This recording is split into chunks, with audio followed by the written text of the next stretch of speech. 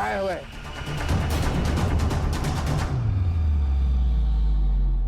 आपली सावते मी सारखी दिसत नव्हती, तिच्या पायाला लागलंय, तो वाईट परिस्थितीत होते. तुम्ही बघितलं काय ते मुलगी लंगडताना? करतेस तू? मी विचारते त्यांना. अगं काय विचारते? नाही माहित त्यांना काही. हॅलो.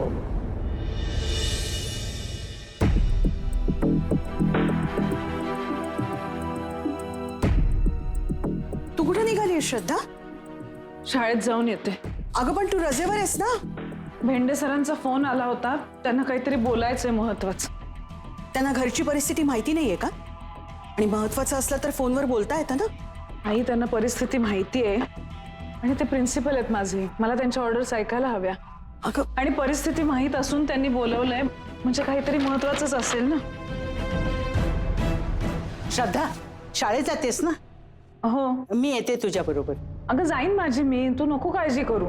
काळजी म्हणून नव्हे, मला यावंसं वाटतंय म्हणून मी येणार आहे. बरोबर आहे, तुम्ही खरंच जा तिच्या बरोबर. एक मिनिट, मला कळतंय की तुम्हाला दोघींना आता माझ्या आजूबाजूला राहावंसं वाटतंय, पण ह्याची खरंच काही गरज नाहीये. पण आई म्हणून माझा काही हक्क आहे का नाही? आतापर्यंत मी तुला साथ देऊ शकले नाही, तुझी सावली होऊ शकले नाही, पण अजूनही वेळ गेली नाही. अजूनही आई म्हणून मी तुला साथ देऊ शकते. तुला हवी असलेली आई मी होऊच शकते. द्या. तुम्ही काळजी करू नका, मी आहे तिच्या बरोबर. चला चला चल. येतो. हो. तू कामाला गेली असती. अगं मी काम नंतर करीन, शाळेपर्यंत मी येते. हा चल. मी गेले असते, उगाच तू आता हे यायचं नाही, मग काढलंस. तुझ्यावर मी येते ना, म्हणजे कोणीतरी बरोबर असलं तर बरं. सावनी मिरजकरचा बेपत्ता होण्याबद्दल तुमची काय प्रतिक्रिया आहे? तुमच्या मुलीचा म्हणजे सावनी मिरजकरचा या शहरात चालणाऱ्या ड्रग कार्टेशी नेमकं काय संबंध अहो, आहे? जरा ड्रग रॅकेटची कनेक्टेड आहे म्हणून पळून गेली आहे का? नताशा राव ने सुसाइड नहीं बल्कि उनका खून हुआ है ऐसा कहा जा रहा है, इसमें आपकी क्या राय है?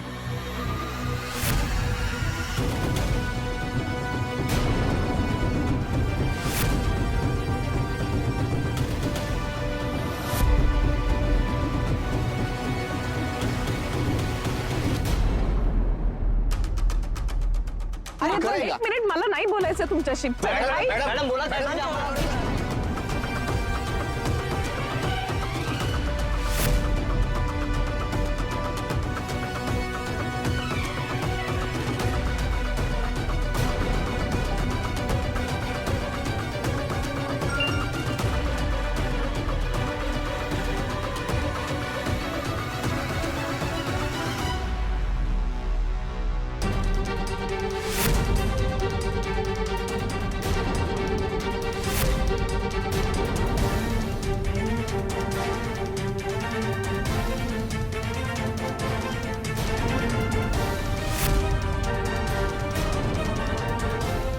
मॅडम आम्हाला उत्तर द्यावं लागेल तुम्हाला.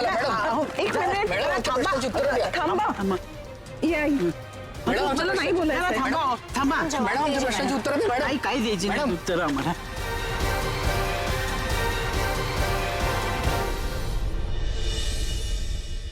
काय कळलं का सावनीबद्दल? नाही सर. कळेल. घरी सगळं व्यवस्थित आहे ना?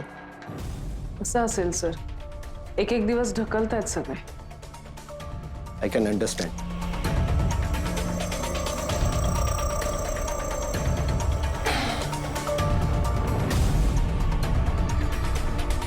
सर, तुम्हाला माझ्याशी बोलायचं होतं ना?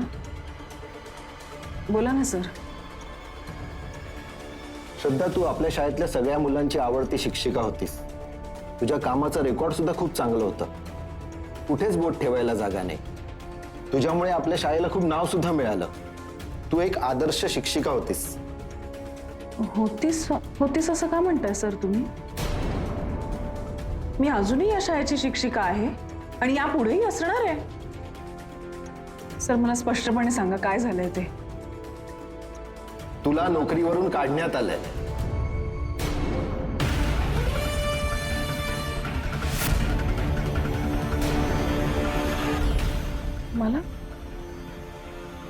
मला काढून टाकलं सर? आणि हे माझा नाही, बोर्ड कमिटीचा निर्णय आहे. हे बघ, तू पर्सनली घेऊ नकोस. मी फक्त ऑर्डर फॉलो करतोय. अगं बाहेर जे काही वादळ उठलंय. वादळ माझ्या आयुष्यात उठलंय सर. साऊ सापडत नाही आणि म्हणून मी सुट्टी टाकली ना महिन्याभराची. माझ्या पर्सनल प्रॉब्लेममुळे शाळेला झळ लागू नये, माझं कॉन्सन्ट्रेशन नाहीये किंवा माझ्या सुट्ट्या होत आहेत म्हणून मुलांचं नुकसान होऊ नये म्हणून सुट्टी टाकली ना सर मी. नाही श्रद्धा, मी तुझ्या प्रॉब्लेम बद्दल बोलतच नाहीये. ते मोठेच आहेत अनडाऊटेडली. सावनी बेपत्ता झाले याचा मला सुद्धा खूप मोठा धक्का बसलाय. माझी विद्यार्थिनी होती ती, पण मी शाळेचा प्रतिनिधी आहे. मलाही कोणाला तरी उत्तर द्यायला लागतं, म्हणून मला काही कठोर निर्णय घ्यावे लागतात. सध्या मीडियामध्ये जो काही गदारोळ उठलाय त्याचा इनडायरेक्टली परिणाम शाळेवर होतोय. पुढच्या वर्षीचे ऍडमिशन सुद्धा दरवर्षीप्रमाणे नाहीयेत. एका आर्टिकलमुळे एवढं सगळं? एक आर्टिकल म्हणजे यातलं तुला काहीच माहिती नाहीये. हे बघ, सध्या चर्चेत असलेल्या ड्रग्ज प्रकरणामध्ये आता सावनी मिरजकर या पार्ल्यात राहणाऱ्या उच्च मध्यमवर्गीय आणि वरकरणी साध्या सुध्या वाटणाऱ्या एका मुलीचं नाव जोडलं जात आहे. या प्रकरणामुळे शहरात 2 खून झाले. सावनी मिरजकरचा नेमका याच्याशी काय संबंध आहे, ती कशी बेपत्ता झाली याच्याविषयी आम्ही जेव्हा श्रद्धा मिरजकरशी बोललो तेव्हा त्यांची प्रतिक्रिया काय होती हे जाणून घेऊया. सावनी मिरजकर बेपत्ता आहेत याबद्दल तुमची काय प्रतिक्रिया आहे? तुमच्या मुलीचा म्हणजे सावनी मिरजकरचा या शहरात चालणाऱ्या ड्रग कार्टेलशी नेमकं काय संबंध आहे? मिनिट, मला नाही बोलायचं तुमच्याशी. ऐक मॅडम, पाहिलं कर नाही त्याला डर कशाला असं म्हणतात. सावनी मिरजकर जर दोषी नाहीये तर तिची आई श्रद्धा मिरजकर असं तोंड लपवून का पळतीये? सहसा आपली मुलं निर्दोष असतील तर आई वडील त्यांची खरी बाजू मोठ्या हिमतीने सगळ्यांसमोर मांडतात, पण मिरजकर तसं करताना दिसत नाहीये. पण आम्ही या प्रकरणाचा छडा लावल्याशिवाय शांत बसणार नाही. मी जागृती.comच्या वतीने तुम्हाला सगळ्यांना आवाहन करते की सतर्क राहा आणि जागरूक राहा. ही गुन्हेगार माणसं तुमच्या आजूबाजूला कुठल्याही चेहऱ्याने वावरत असू शकतात. कधी तुमची मैत्रीण म्हणून तर कधी तुमची शिक्षिका म्हणून. तसंच हे मिरजकर कुटुंब आहे. त्यांचा खरा आणि विकृत चेहरा आता जगासमोर आलाय. या प्रकरणाचे अपडेट्स आम्ही तुमच्यापर्यंत पोहोचवतच राहू. तोपर्यंत पाहत राहा जागृती.com. सतर्क राहा, जागरूक राहा. बघितलंस, या सगळ्या प्रकारामुळे पालक विद्यार्थी सगळे घाबरलेत. ट्रस्टी सुद्धा अपसेट आहेत. म्हणून कठोर असला तरी आम्हाला हा निर्णय घ्यावा लागला. आणि हा निर्णय मला मान्य नाहीये सर. प्रसाद, आम्ही बोलतोय ना सर, मलाही बोलायचंय. मुळात श्रद्धाची कुठलीही चूक नसताना जर आपण तिला शाळेतनं काढलं ना तर शिक्षक संघटना याचा विरोध करतील आणि या गोष्टीचा आपल्या शाळेला जास्त त्रास होईल सर. श्रद्धाने तिच्या कामात कुठेही कसूर केलेली नाहीये. निव्वळ मीडियाच्या प्रेशरमुळे आपण हा कठोर निर्णय घेतोय आणि जो चुकीचा आहे सर. या अशा परिस्थितीत तिच्या प्रॉब्लेम मध्ये तिला मदत करायचं सोडून आपण तिला कामावरनं काढून टाकतोय. हा अन्याय आहे सर. मलाही मान्य आहे, पण माझ्या हात सुद्धा दगडाखाली आहे आणि हा माझा एकट्याचा निर्णय नाहीये. सर, असं कसं बोलताय तुम्ही? तुम्ही प्रिन्सिपल आहात सर. तुम्ही या गोष्टीचा विरोध करू शकत होता. मी जर तुमच्या जागी असतो ना तर मी श्रद्धाच्या बाजूने उभा राहिलो असतो सर.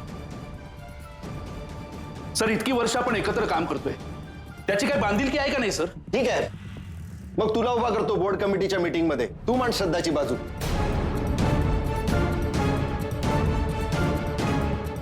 ठीक आहे, चालेल सर.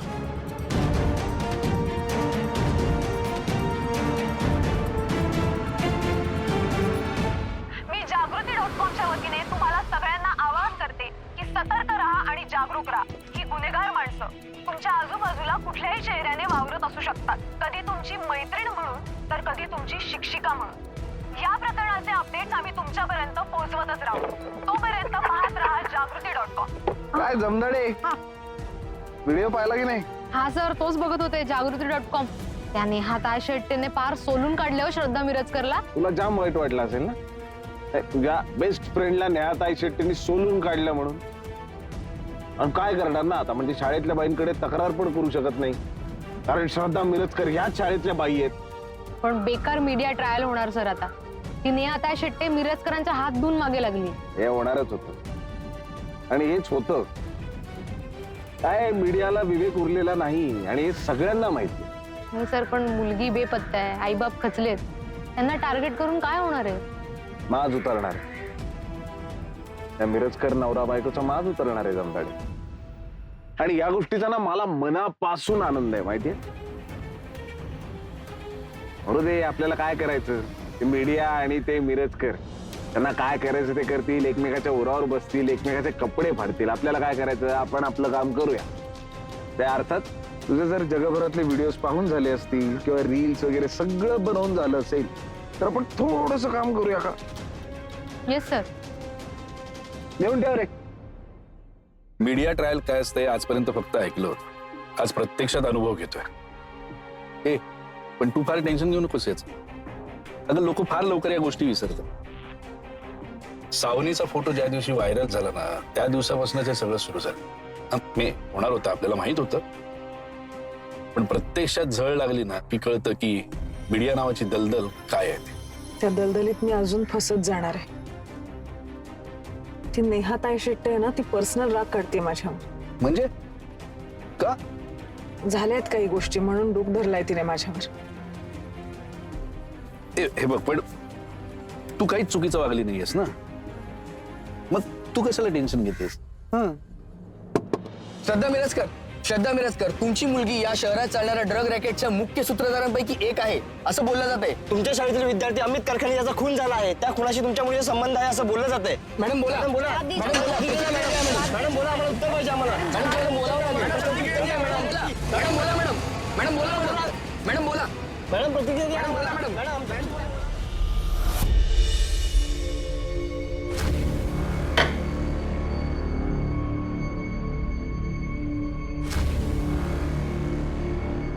काय हो आई, बरं वाटत नाहीये का? श्रद्धा, अगं हे सगळं काय चाललंय? का त्रास देतात लोक आपल्याला? काय झालं? अगं मगाशी घरच्या फोनवर फोन आला होता. लोक नाही ते विचारतात. एका माणसाने यांना फोन करून विचारलं, तुम्ही दिवसभर घरीच असता, मग दातीकडे लक्ष नव्हतं का तुमचं? हे खूप खूप लागलं ग ते.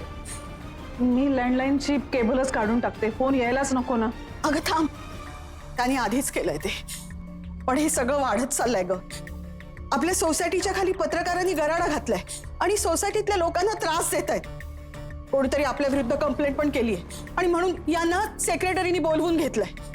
मला तर कळतच नाहीये आपण काय कोणाचं घोडं मारलंय. काय बोलणार आई? जो माणूस आधीच अडचणीत आहे, दुःखात आहे, त्याला अजून त्रास होईल असं वागू नये एवढा बेसिक सेन्स सुद्धा नसतो काही जणांकडे. अर्ध मेल्या माणसाला उचून उचून मारायचं. मी मुळगावकरांकडे जाऊन येते आणि त्यांना विचारते सावनीवर आलेलं गंडांतर तळलाय का म्हणून. हा आई, तर तुम्ही कुठेही जाऊ नका, घरीच थांबा हं? आणि शांत राहा. या परिस्थितीमध्ये या लोकांना खाद्य मिळेल असं काहीही न करणं खूप महत्वाचं आहे. पण काही दिवस चालेल हे सगळं, पण मग हळूहळू होईल शांत. तुम्ही जरा धीर धरा, शांत राहा. हं? ठीक आहे. आता आपल्याकडे या सगळ्याला काही उत्तर नाहीये आई.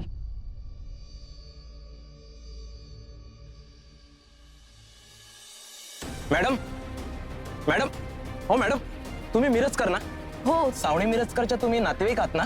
तुम्ही कोण? मी पत्रकार आहे मॅडम. मला सावणी मिरजकर बद्दल काही प्रश्न विचारायचे आहेत मॅडम. अहो मॅडम सांगा ना मॅडम.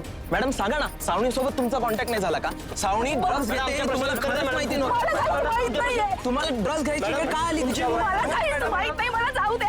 आतापासून चालणार नाही मॅडम. तुम्ही आमच्या प्रश्नाची उत्तर द्या मॅडम. मॅडम मला सांगावं लागेल मॅडम. मॅडम आमच्या प्रश्नाची उत्तर द्या मॅडम. शांत काही जाणार मॅडम. सांगावं लागेल, प्रश्नाची उत्तर द्यावं लागेल.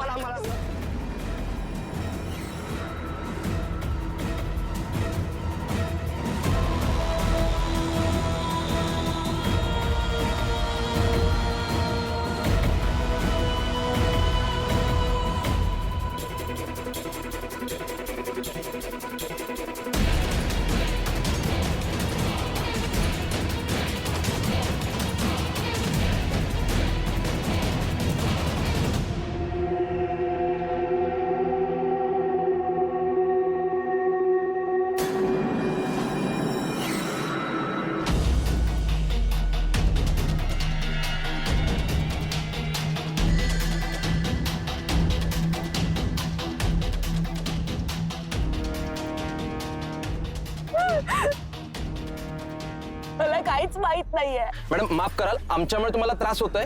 पण मॅडम एकाच प्रश्नाचं उत्तर द्या. सावणी मिरजकर ड्रग्ज घेते हे माहिती झाल्यानंतर नातेवाईक म्हणून तुम्हाला काय वाटलं? बस एवढंच सांगा मॅडम. मला माफ करा, मला माहित नाही, मला जाऊ द्या. बघू काय होईल ते होईल. अभय, तुझ्यासारखा माणूस असा खचतो कसं चालेल? काय करू मी? खरं सांगू, अंगात त्राण नाही, राग येतोय खूप स्वतःच.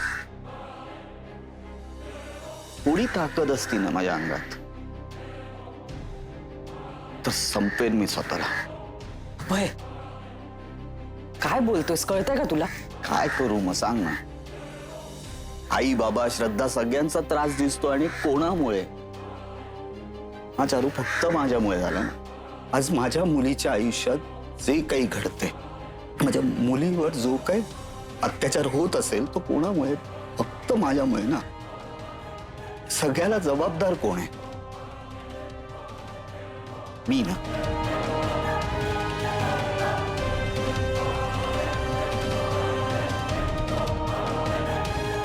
इकडे बघ. सगळ्यात आधी स्वतःला दोष देणं बंद कर.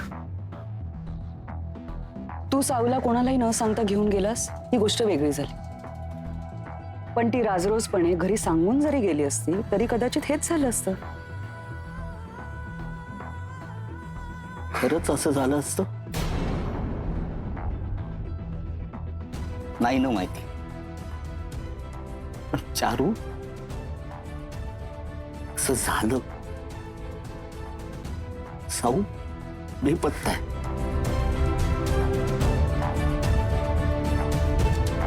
घरच्यांच्या त्यांच्या डोळ्यात दिसत बेजबाबदार बाप अस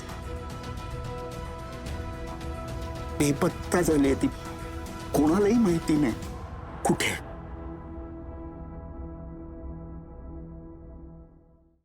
आणि आपल्या विरोधात कोणी कंप्लेंट केली आहे ते बघू आपण.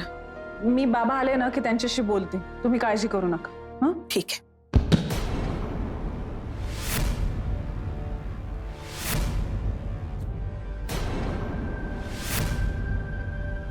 नीता, अगं हे काय झालंय? तुमच्यामुळे होत आहे सगळं. जे काही होत आहे ना फक्त तुमच्यामुळे होत आहे. अजून किती भोगायचं आम्ही? नीता, अगं काय झालं? अशी काय दिसतेस तू? आई, आज भर रस्त्यात 4 पुरुष माझ्या अंगावर आले. काय? नाही ते प्रश्न विचारत होते मला. त्यातल्या एकाने तो मला हात लावला. किती सहन करायचं आम्ही? आज माझ्या सोबत हे होतंय, उद्या माझ्या मुलीच्या मागे लागले तर?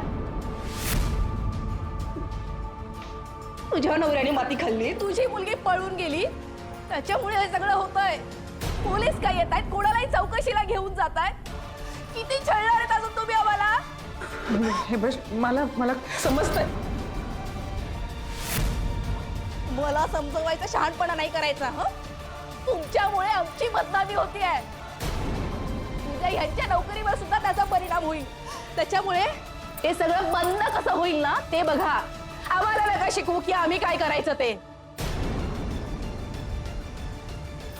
आई, हे सगळं जर लवकरात लवकर नाही थांबलं ना तर मी मुलांना घेऊन माहेरी जाणार आहे. नीता, काय बोलतेस तू?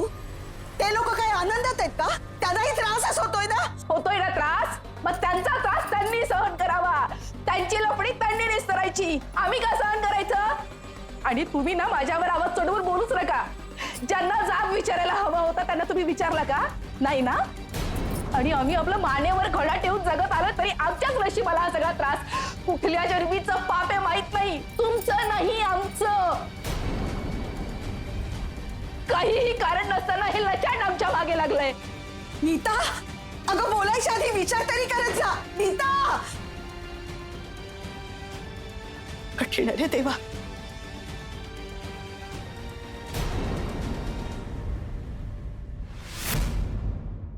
ती जोपर्यंत सापडत नाही ना मला, तोपर्यंत माझी सुटका नाही. कुठे आहे ती? काय झालंय तिच्या बरोबर? काहीच कळत नाही. तूच म्हणालास ना की ती CCTV फुटेज मध्ये दिसली होती. याचा अर्थ कळतोय का तुला की साऊ आपल्या जवळपासच आहे कुठेतरी? मग जवळपास आहे माझ्या ती. घरात आली नाही, आगापिछा काही नाही, कुठे गेली नाही माहित, का लंगडते नाही माहिती. का प्रश्नच आहेत माझ्याकडे आता ना फक्त उरलेले. भोसले आणि कंपनी काय दिवे लावतात तुला माहिती आहे घरात.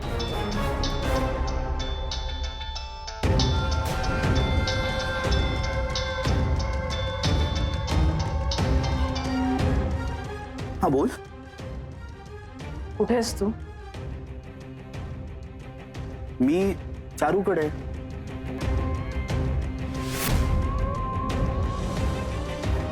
काय ग, काय झालंय? जरा लवकर घरी येशील, मला बोलायचंय तुझ्याशी. श्रद्धा काय झालंय? तू ये मग सांगते. हा मी निघतो.